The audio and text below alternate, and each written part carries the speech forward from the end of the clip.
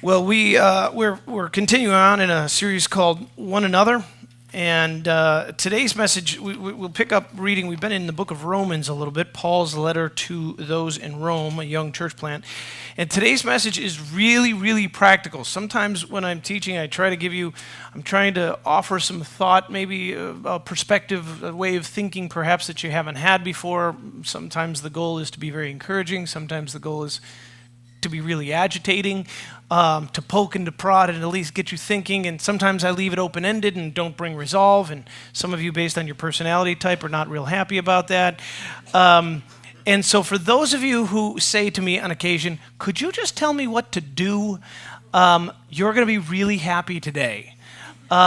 Because it's that kind of a message. There's a lot of application here, and it's really just comes out of the text. Paul goes through a bunch of bullet points and goes, okay, we can talk about some concepts about God and thinking about the church and wondering about faith, but this is how you're supposed to treat each other.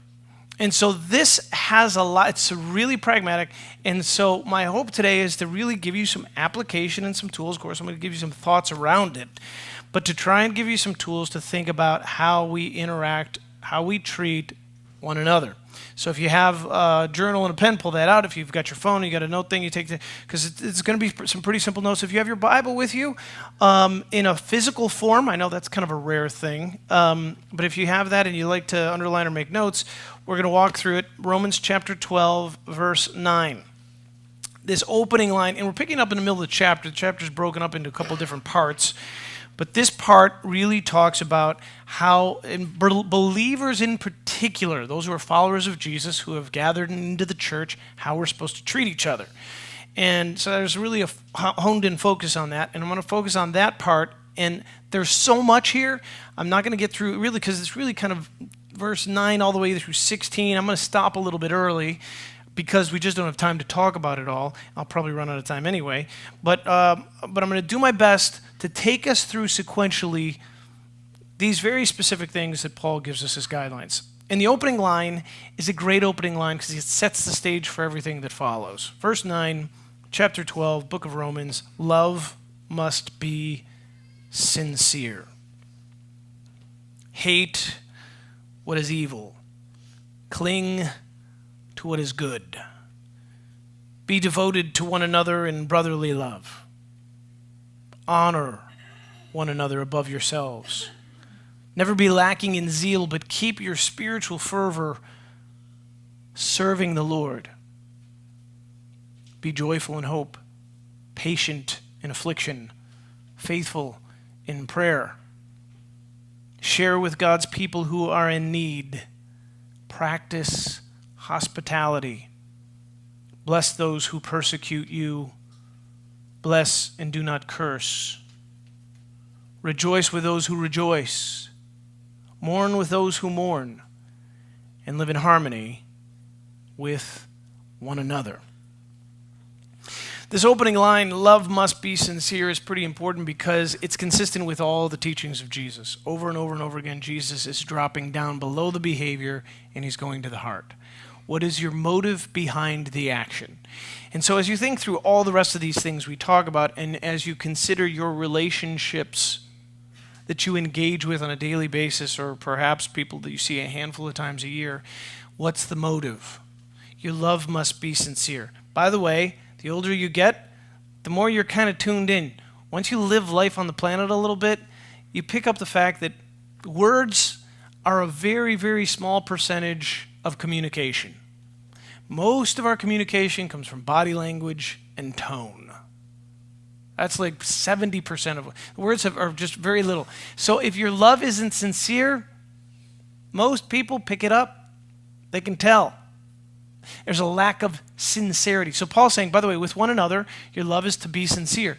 Now, a very natural question might be, yeah, but the truth is that there are people in the church who I don't love. They drive me crazy. So how am I supposed to treat them sincere when they walk in the door, I turn my head so we don't make eye contact? How am I supposed to be sincere with when we're talking? I'm looking past them for the next better conversation, waiting for an exit point. How do I sincerely love when I don't sincerely love? Glad you asked. Because Paul kind of breaks it down here in what follows. This is a way to maybe find that place. Because when we don't treat people with sincerity, or when we have difficulty loving, at the end of the day, it has very little to do with them. It has everything to do with how we see them and how we see ourselves and how we understand God. Paul continues in this behavioral expression of love. Hate what is evil. Cling to what is good. Here, that's strong language. Hate what is evil. Cling to what is good. Cling. Picture that clinging. Well, if you've watched Elf, it's when the raccoon grabs his face. Like if you need a picture of clinging here, because clinging it's a dramatic word. Cling to what is good. It's like somebody in a storm who clings to a tree. And the point is, this is what Paul's saying, is we don't just drift into the best version of ourselves. If you're not intentional with your life, if you're not building habits, if you're not practicing spiritual habits, there are disciplines in your life, you will not follow what is good. Because evil will sweep you along. Like, there's a pretty good illustration that Caitlin was offering, like a hurricane. That storm will come. Evil's going to keep coming. Evil doesn't take vacation days. You're going to wake up and evil's going to come rushing today. Cling to what is good in the midst of that storm, because the storm's going to keep coming. Now, it's times that the water seems higher than others. The waves come crashing in, but you're going to have to cling to what is good. And how do we cling? Again, he continues on with this picture of what it means to cling. By the way, what is good? When he says cling to what is good, if you went back to the earlier part of the chapter, he breaks down what is good is God's will. So you're clinging to God's will for your life. How do you know God's will for your life? You get to know God, because he imparts it to you. He downloads it into you as you're in relationship with him. He continues, be devoted to one another in love. What does it mean to be devoted? That's a pretty strong word. What does it mean to be devoted? Devotion is this picture of long familiarity and deep bonds. That you don't have love without relationship. You don't have relationship without love. And love takes time. There is a seeding to love. There is a watering to love. There is a blooming that comes with love. But all that takes time. It takes time to have relationships. And maybe one of the pictures, you go, how do I know if I'm devoted with somebody? Kind of a good picture of it, I think, is when you cross that place in a relationship where the self-consciousness drifts away.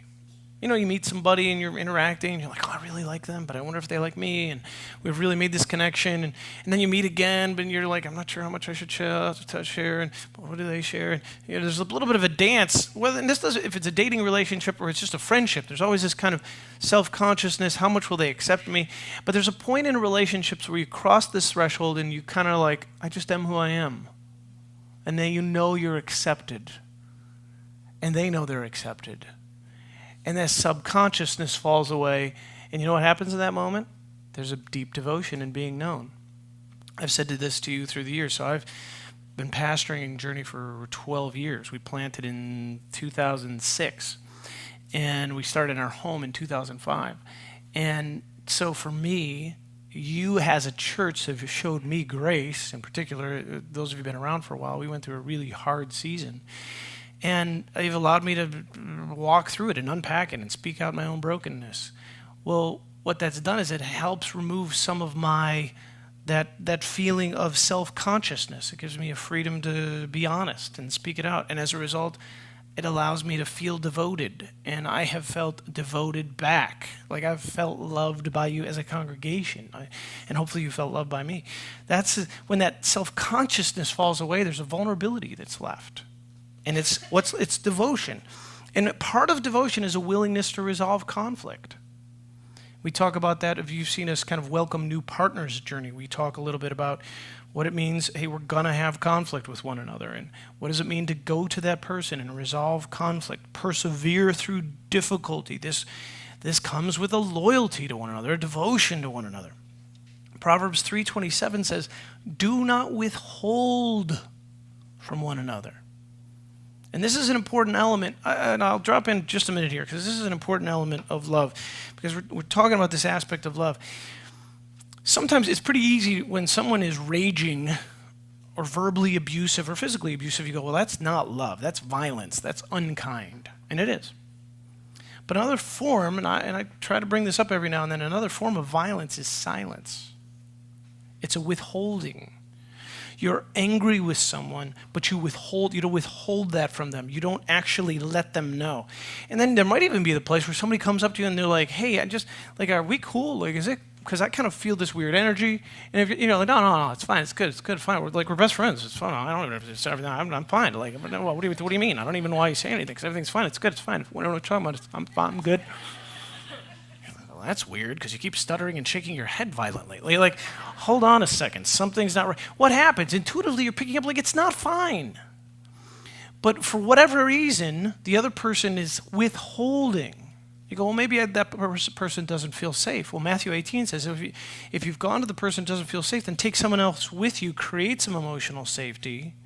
Take someone that the three of you know each other. And if that doesn't work, then take a pastor with whom there's some level of, hey, we've submitted to a church, submitted not being power over, but we've walked in an equality and openness of accountability to look for resolve. But see, if you go, no, I'm not going to tell him. It's a power up move. I get to feel more powerful than you. You hurt me, and I'm not going to let you know how. It's violent. It's unkind. It's not loving. And it's not being devoted. It's staying in your woundedness. And here's the thing. If you go back to last week's conversation on judgment, what happens? When you stay in that place of power up, the kingdom is always power down and surrender under. That's the kingdom. Jesus modeled this for us by placing himself in a human body and then being slaughtered on a cross. It's a serving under, not a power over. If you stay in that power up, power over mode, yeah, you might have this other person has to live in the tension of not knowing, and that's their journey. But while you stay powered up, you stay disconnected from God. So you will be living your own version of misery, whether you know it or not, because you're staying powered up.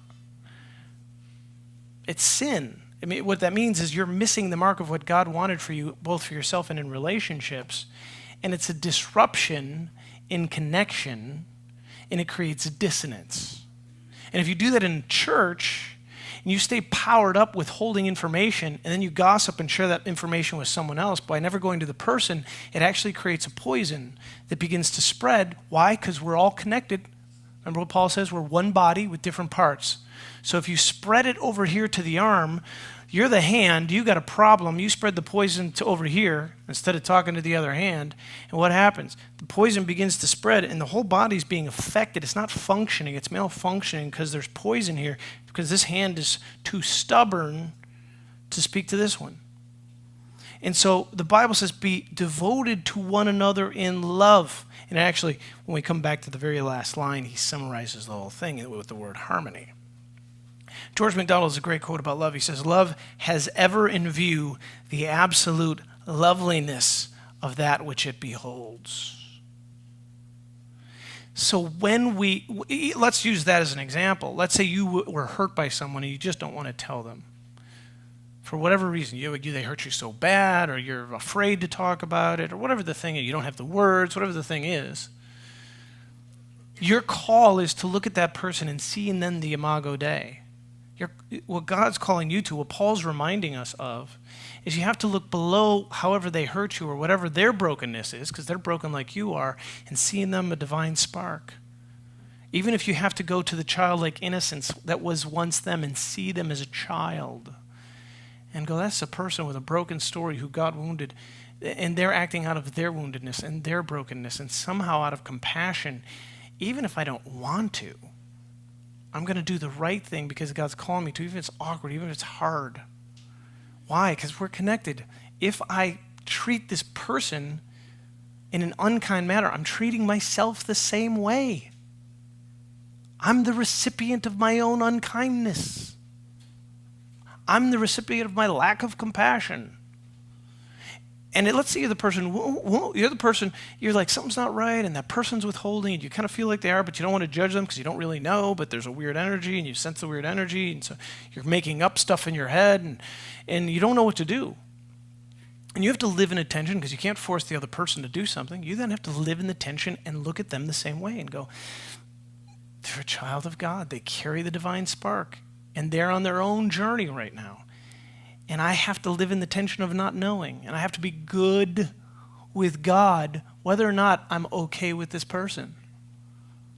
Remember, I tell you this all the time, the definition of codependency is if you're not okay, I'm not okay. I think sometimes God actually puts broken people in our lives who withhold to test you. Can you make it today? Are you good? Or are you freaked out because somebody doesn't like you? He's just pressing your codependent. Like, let's check on codependency today. And what he's really saying is, let's check your idolatry today. Am I enough? Or do you have to have the approval of your spouse in order to function? I talked with a lady yesterday, and she said their relationship, her and her husband, in an awful place. And she said he's glazed over. She doesn't know if they're going to make it. There's nothing she can do to change his behavior. And she said, it's been the greatest gift from God. Because I realize I'm a control freak. And I've had to find my way in him. She said, I'm literally sitting having conversations with my son saying, as hard as this is, I'm now closer to God than I was because I was counting on my husband to give something to me that was meant to come from God. So actually, the person in your life that you're so frustrated with, that was just a gift from God.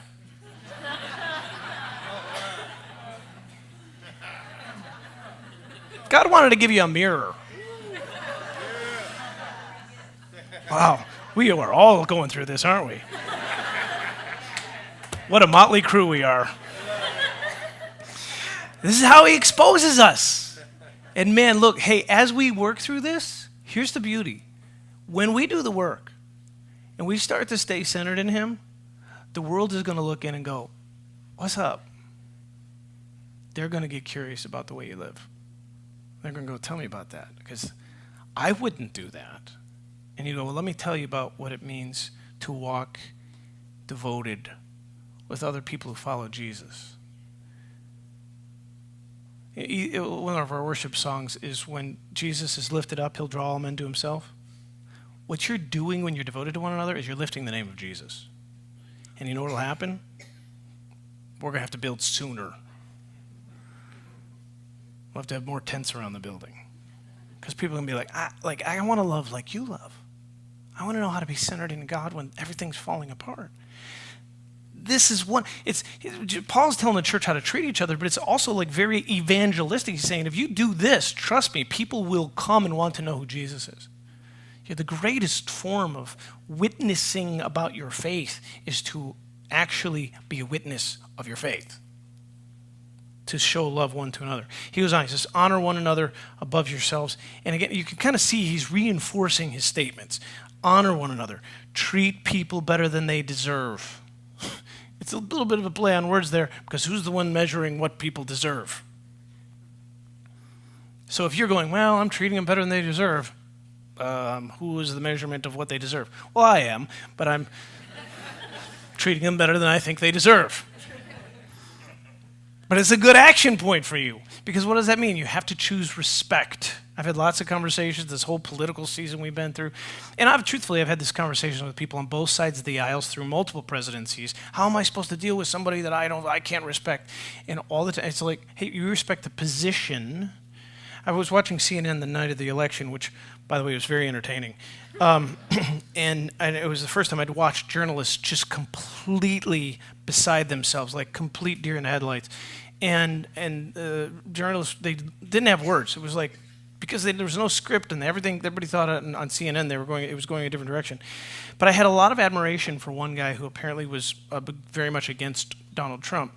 And at the end, they were interviewing him. They were like, well, you're this big guy who said this big, like, anti-Trump, whatever. And he goes, and he was sitting there, and he was in shock. Like, I think if there's a doctor there, he would have been, like, doing a thing on him. But he looked over at the guy who asked the question. He said, "You know what? I guess now he's my president, and I respect the office.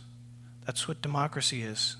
So whether or not I disagree, or whether or not I agree or disagree with the man, the policies, his behavior, there is a process that we've embraced as a nation called democracy, how we function as a republic, and I will choose to respect it."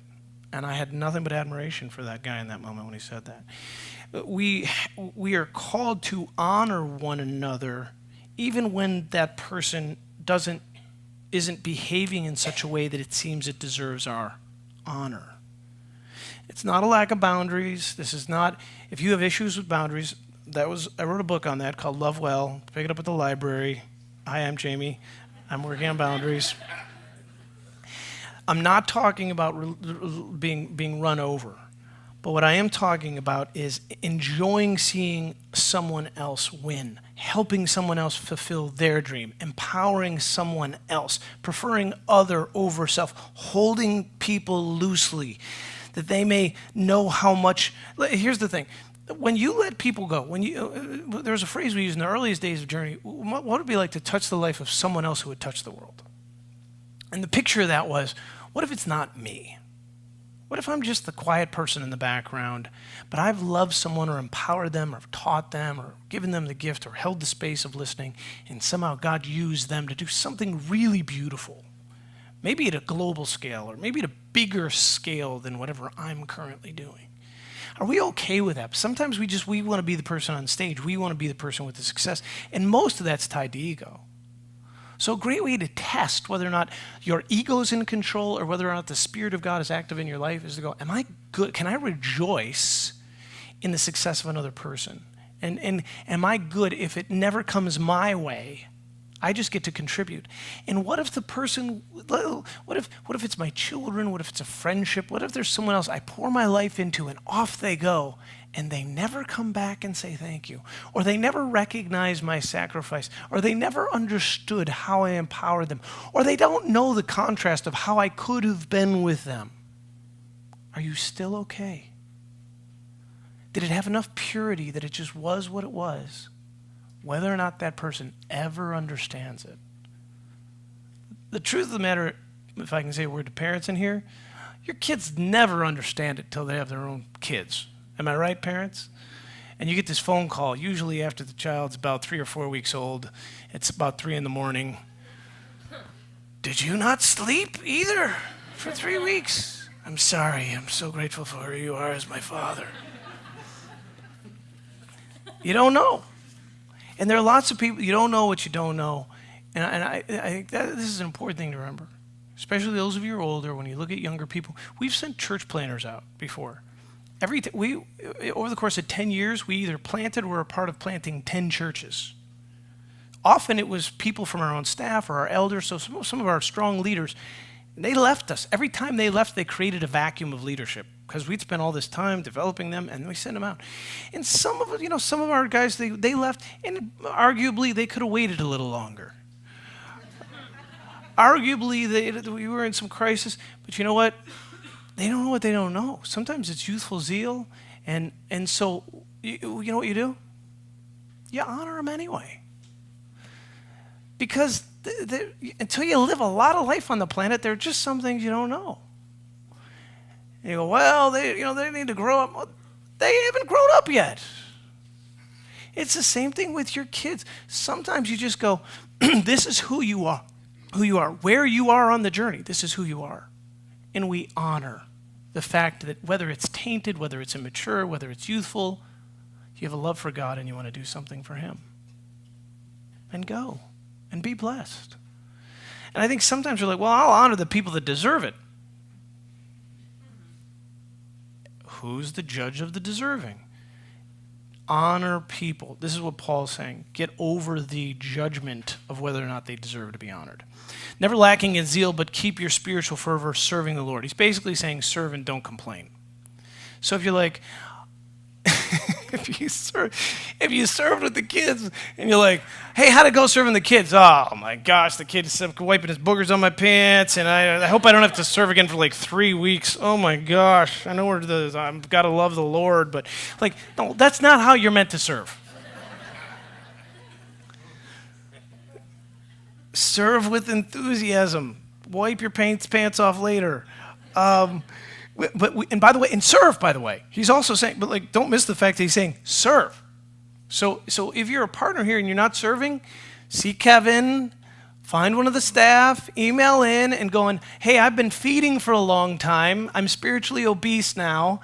It's time for me to exercise. My cup runneth over. Put me in, coach. Like, I'll do the booger thing. I'm like, whatever. Whatever the thing is. I don't like getting up early and setting things up, but contribute, serve, team, body. Don't miss this. How we treat one another. It's how the thing moves forward. Be joyful in hope. And I love this line. I'm going to give you a quote from Ronald Rolheiser, but he says this: ordinary ground is holy. If right now you're like, God, my life would just be so much better if you're in the middle of one of those prayers, would you be reminded today that ordinary ground is holy? There is more than enough mystery, secret, marvel, and miracle ablaze in ordinary reality.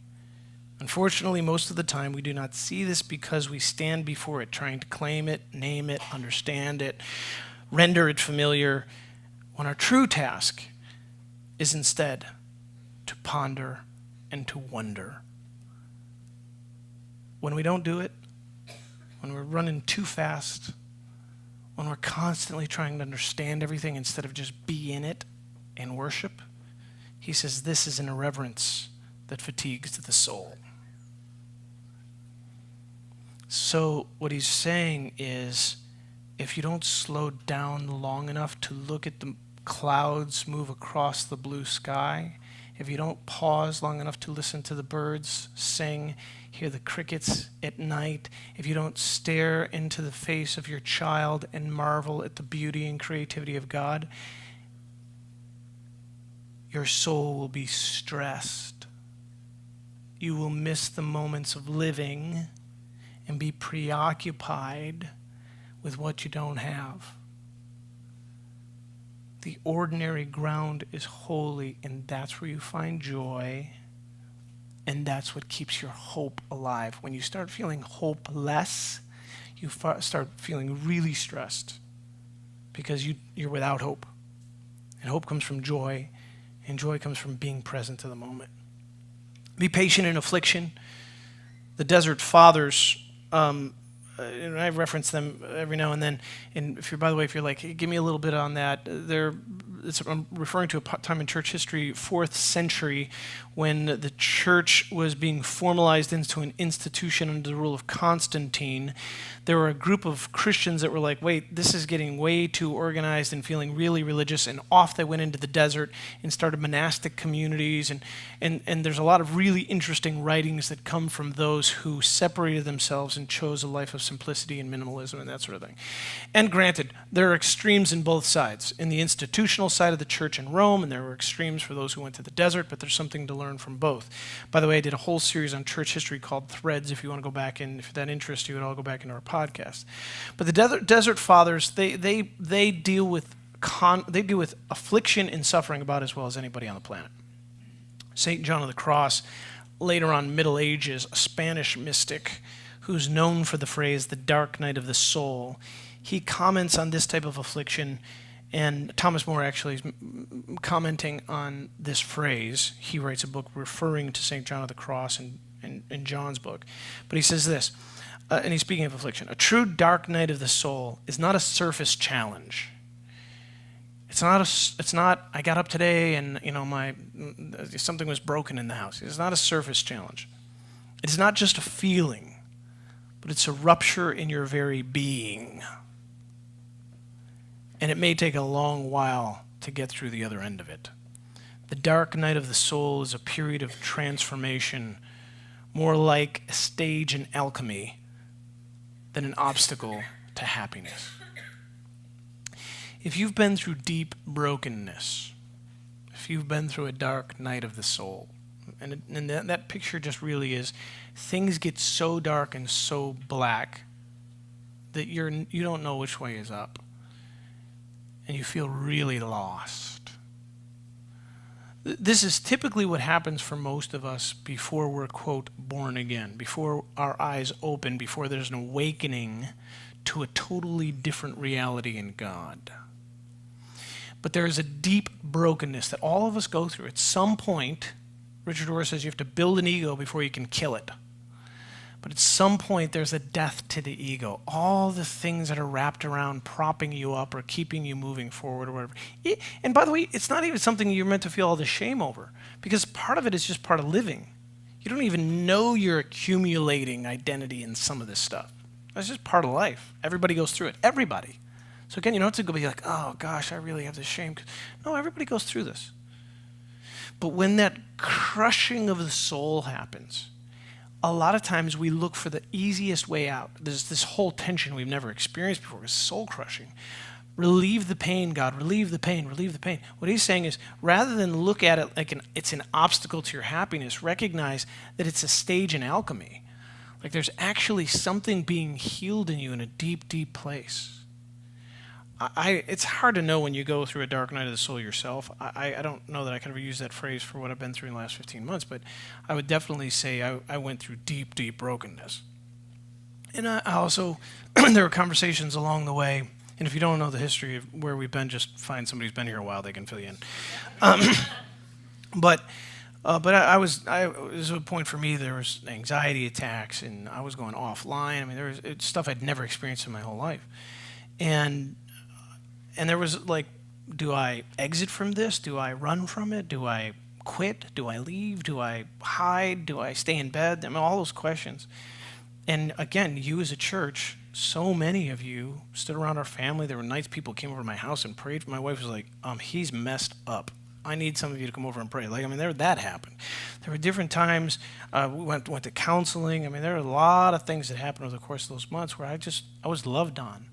And talking to the therapist and speaking with the elders and going, hey, like, do you need to send me away for a while? And the conclusion from everybody was, no, you're just being broken, and be broken with us. Be broken together. And I just want to say to you, again, I have to affirm you, because a lot of churches wouldn't let their pastor go through that. Be like, this is way too unstable, and you need to have stuff worked out. But you haven't been like that. You have held the space for me, and I felt deeply loved in that. And I'm going to hold it together.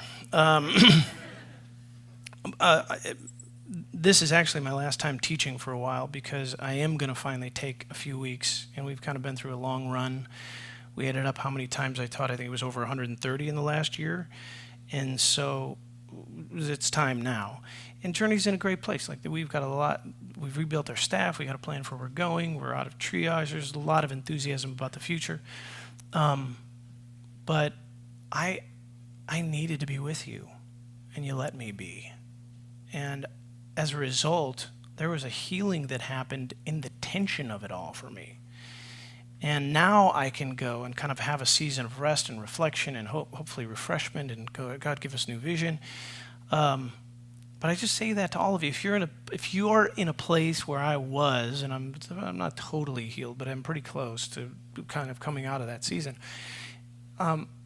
rather than running from it, know that it's there for a reason. That place of suffering is doing something within you. So don't leave the tension too soon. God has something for you. And here, by the way, here's an application to this. Organize your life to support the process, because you are incubating your soul. If you know you're in a place of suffering or pain, just put people around you. Don't run from it. Just put some insulation so you can be loved in it. And God will do something beautiful for you. Be faithful in prayer. I did a whole series on prayer a few weeks ago, so I'll let you go to that to reference a little more detail there. Share with the Lord's people who are in need. Practice hospitality. Bless those who persecute you. Bless and do not curse. And then the next line, rejoice with those who rejoice, mourn with those who mourn, is really a statement of empathy. In other words, when somebody comes to you and they're like, I'm sure, let's say, hey, Jamie, how you doing? And if you're at Journey, by the way, if you ask someone how you're doing, be prepared, because Some churches are like, how you doing? I'm doing great. But they're not. If you ask most people here, how you doing? They'll be like, And then you might be like, I didn't really want to know. I was just trying to say hi. I got to get the kids to the room. So I'm just, you might want to ask a different question, like, hope your day is good. But if you really want to know, go ahead and ask. We'll tell you. But if somebody does say, man, I'm not good, like, this is a rough week, here's what your answer is not. Well, chin up. And smack them on a... Like, that's not empathy. Or don't lead with either of these two phrases. Well, at least the zombie apocalypse hasn't happened. Like, you don't use the phrase "at least" or "it could have been worse." We don't want to hear those phrases. When you're in pain, you go, "Oh man, just a really tough place. I'm dealing with this thing with my head. Well, it could have been worse. Your head could have fallen off." And thank you. Okay, like that's not empathy. What you're doing is you're just trying to solve the tension so you don't feel anything. But if instead you go, wow, that sounds like that was really hard. That could be really hard. That's just empathy. That's it. Just hold the space and listen. You can reference last week's message or the triangle message. You don't have to fix us. Yeah, I'm just dealing. Well, I've got 4 doctors. Hold on a second. You need to call them, do that. Have you tried that? Have you tried that? Ibuprofen goes a long way. You need to... Don't fix me. Just hold the space. Don't make a joke to relieve the tension. Don't turn the story to be about yourself. Oh, I remember when I had my dark night of the soul. Oh, I had this ingrown toenail and I just couldn't deal with it.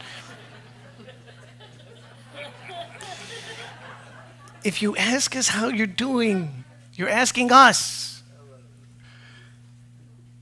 Paul is saying, rejoice with those who rejoice and mourn with those who mourn.